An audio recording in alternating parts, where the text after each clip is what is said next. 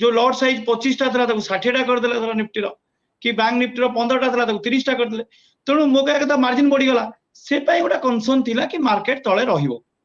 आमे भाबुतु तळे रहिबो किंतु काली रे जो युद्धर जो टाइप रो जो मिसाइल अटैक जो ईरान जो इजराइल ऊपर कला सेटा टेंशन को आउरी बेसी बढ़ाई देला आज जोटा कारण मार्केट आज विक्स इंडेक्स देखिबे जोटा वोलेटाइल इंडेक्स इंडिया रो से बहुत ज्यादा फ्लक्चुएट करछि आ बहुत स्पाइक भी अछि हेई पारे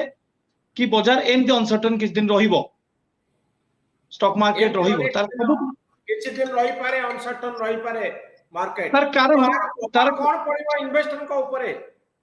मु से पॉइंट को आसुची देखंतु आपणकर युद्ध यूक्रेन रशिया भी होतला चालीची आउ युद्ध इजराइल आउ गाजा सहित भी हला इंडियन स्टॉक मार्केट पर एतरा प्रभाव पड़ नतला किंतु ईरान ने काई हला तार सबुटु बड़ कारण होची मिडिल ईस्ट होची कोन ओटा ऑयल सेंट्रिक कंट्री गुडा सब रहिले आज क्रूड ऑयल लास्ट 2 दिन भीतर 5% ऑलरेडी स्पाइक हे सार्स जदी रिटेलिएशन रे इजराइल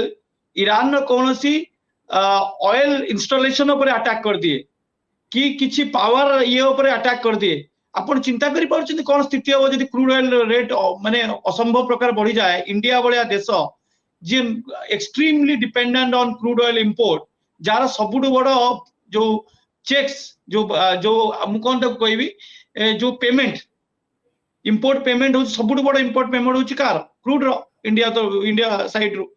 आउ से क्रूड को नहीं बहुत सेक्टर भी डिपेंडेंट आज देखिबे ऑयल इंडेक्स देखिबे समस्त 6-7% डाउन थले whether it's BPCL whether it's HPCL या इंडियन ऑयल इनवेरिएबली सब सेक्टर आज डाउन थला किंतु ऑयल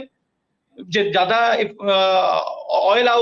एनर्जी सेक्टर ऊपर बहुत ज्यादा इफेक्ट आस्तला तेणु जदी एई टाइप रो एगुडा एक्सपेक्टेशन माने एई टाइप रो एगुडा भय आछी जदी से किछि अटैक कला ऑयल फॉइल जो इंस्टॉलेशन ऊपर देन स्थिति और भयावह हो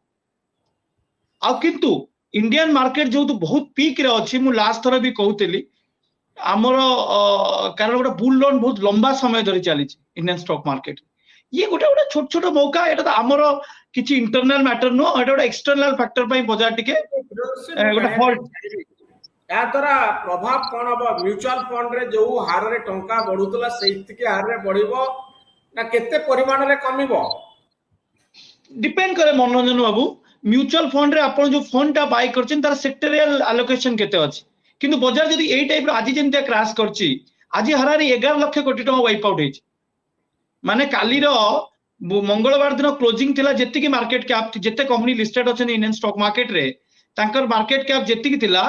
तादरो माइनस कर दियंतु 10.5 लाख करोड़ से क्लोजिंग होत सेति इट मींस 10 लाख कोटी टका बळे वाइप आउट हे गला आज इंडियन स्टॉक मार्केट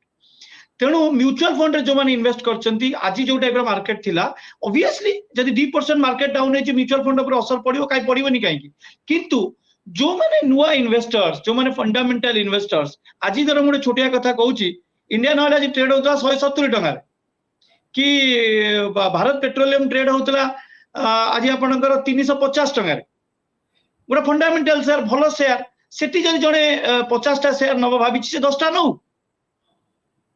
पुणी काली जदी मार्केट जदी अनसर्टेनिटी कंटिन्यू होय से धीरे धीरे बाय कर चलिबो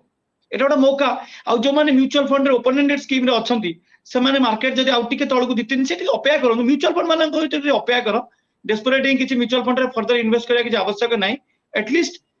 3-4 टा ट्रेडिंग सेशन दिया जाऊ मार्केट को डिस्कवर करिया दिया जाऊ जे कमती नि वर्तमान आपण जेम स्विमिंग पूल अछि ना पादरा तळे लागिनी आपण फ्लोटिंग कंडीशन ने अछंती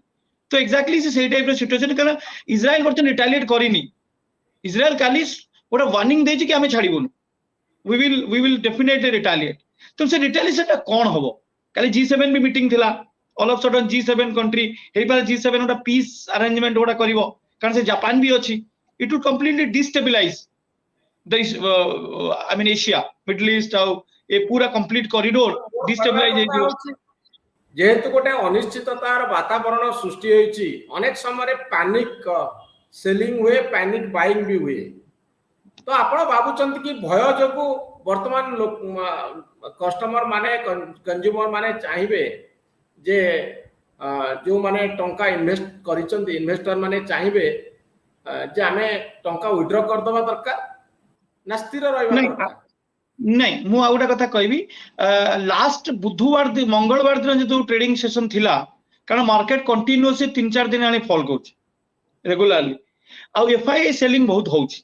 कारण जेहेतु इंडियन मार्केट ता पीक रे अछि इंडियन मार्केट आपण बुझिया दरकार ना 26400 इंडेक्स थिला ना 26400 कि 26500 हाई मार्क जाई तेणु इंडेक्स भी बहुत अधिक हाई थिला तेणु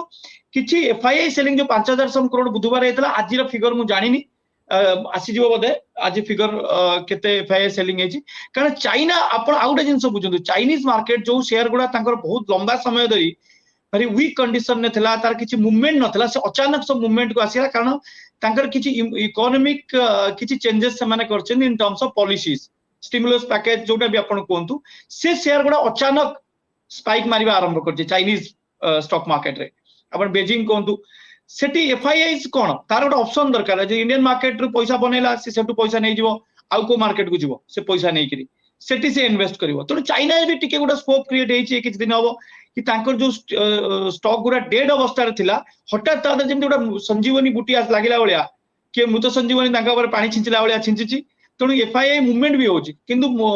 सेदिन मंगलवार दिन कोन हेतला एफआईआई जेतो बिकिला डीआईआई बहुत स्ट्रांग आमर जो mutual fund company domestic institutions अछंती इंश्योरेंस कंपनी से माने भी बहुत फुल दम रे बाय करथिले किंतु आज से माने से रेट रे बाय कहि पारले तार कारणटा होछि ए जो ईरान नो जो कॉन्फ्लिक्ट ईरान कॉन्फ्लिक्ट हमें जानि ने ना तार ता को स्तर पर्यंत एटा जीवो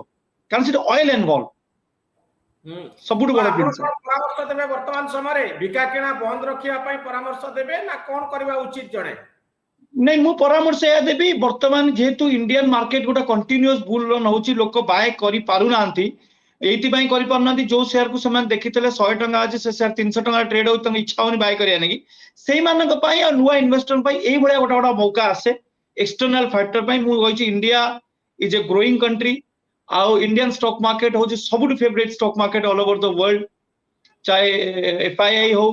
कि जो माने बड़ बड़ फंड हाउस हो से माने इंडियन मार्केट गोटे लुक्रेटिव मार्केट हिसाब से देखंती तेणु ये गोटे अपॉर्चुनिटी डेफिनेटली किंतु मु कहबी जदि आपन पाखरे 100 टंका अछि आपण 20-20 करी चलंती 20% by it's a good by आपण पुनी काली मार्केट जे तळु जो पुनी बाई करिवे कारण मते लागुची नेक्स्ट 1 वीक एई टाइप रे रहय 15 अक्टोबर पर्यंत मते लागुची रहइबो जे पर्यंत गोटा किछि कंक्रीट न्यूज से पटरो न आछि